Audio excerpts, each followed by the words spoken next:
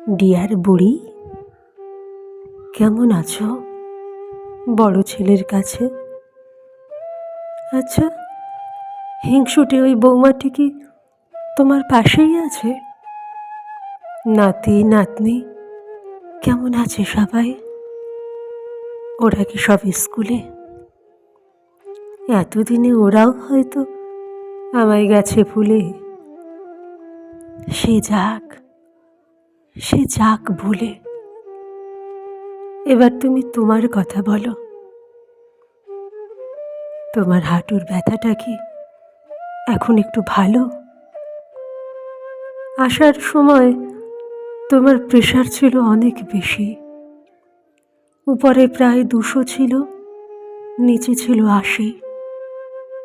এখনো কি তোমার প্রেশার একই রকম আছে?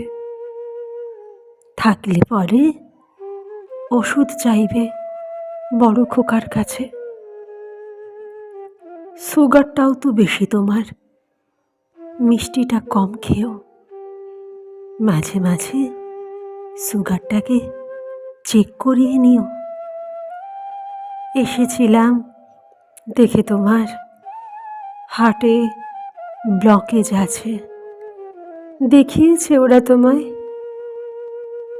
ডাক্তার দেখিয়েছে? ছোট খোকার কাছে আছি আমি ভীষণ কষ্টে। বৌমার কাছে আমার থেকেও কুকুরটার দাম অনেক বেশি।